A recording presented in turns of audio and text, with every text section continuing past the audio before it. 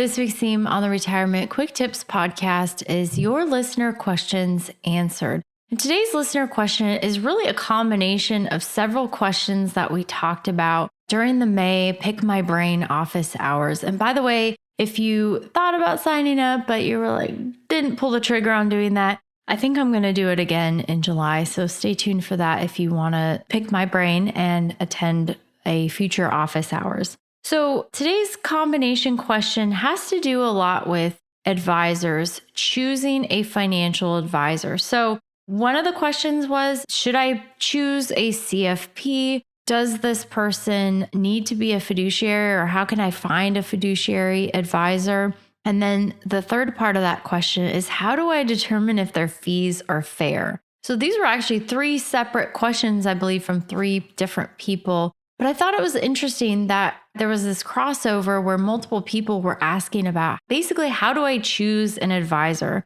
So as an advisor, I thought I could offer some insights there on what's important. So the very first one, CFP, you might hear of this. It stands for Certified Financial Planner.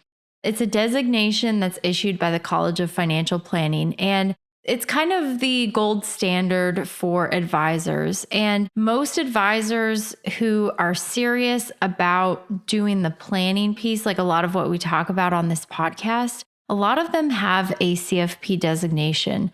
There's a few caveats to that. One is that I don't think it's necessary. I know a lot of older advisors, I would say anyone 50, 55 or older, a lot of them do not have CFP designations.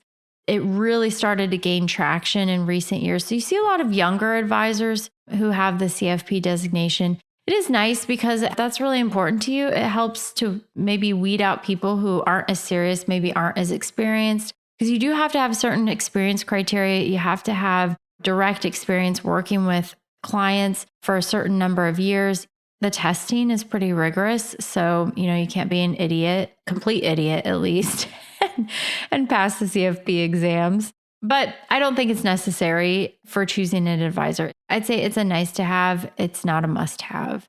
And, I'm a little biased actually, because I actually have 3 different designations and CFP is not one of them. And that's just because I've specialized in some other areas like 401k plans, retirement specific planning, and working with business owners in navigating their retirement and exit. And so those are the designations that I have. So I've just gone the more specialized route. But yeah, I know lots of CFPs. It's a great designation. And if that's really, really important to you, then by all means, look for a CFP. In fact, the CFP, you can go to their website, the College of Financial Planning, who issues the designation, and you can find a CFP professional in your area. So that could be a good place to start.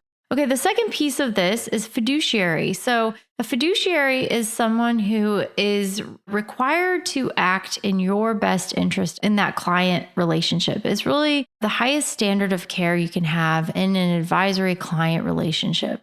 And unlike the CFP designation, I would say that this is a must-have.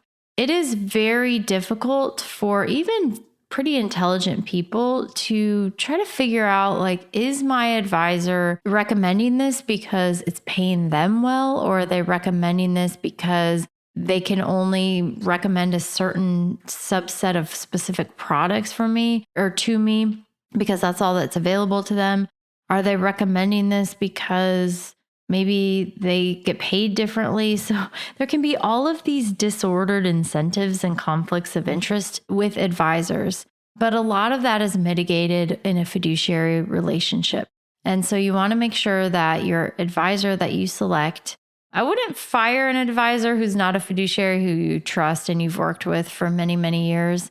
But if you're looking for a new advisor, I would definitely only look for a fiduciary, because it takes a while to build up that trust with somebody, and you need that for someone who's managing your money. And again, a lot of those conflicts of interest, a lot of those disordered incentives, they really do disappear. And I can say this from personal experience because I used to work in an environment where I was not a fiduciary. And, I always wanted to do the right thing. But sometimes, maybe your manager is pressuring you to do a certain thing or recommend certain financial products that maybe you're not comfortable with. And so there can be, again, all these disordered incentives pushing you in a different direction as an advisor to recommend something to a client that may not be in their best interest. And so that doesn't really exist, at least to the extent that it does in other areas, other types of financial advisor-client relationships. So I think a fiduciary is well worth it to seek that person and hire them if you're looking for an advisor. By the way, I'm also biased because, again, I used to not be a fiduciary up until 2018, and I have been since, and I would never go back to a non-fiduciary advisory relationship. The last question, how do I know if my fees are fair? It's getting a little bit long in today's episode, so I'll just say the average across the board is about 1%. I would say if you have more than, 1 or 2 million, you should be paying less than that. If you have 500,000, 250,000, 50,000, then 1% or even maybe a little bit higher is what you would sometimes see.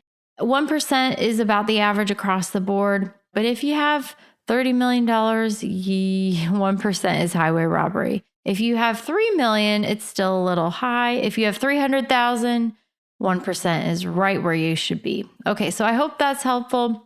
That's on your total assets that advisor is managing. That's how most advisors today bill and get paid in that client advisory relationship. All right, my name is Ashley Michike, and this is the Retirement Quick Tips Podcast.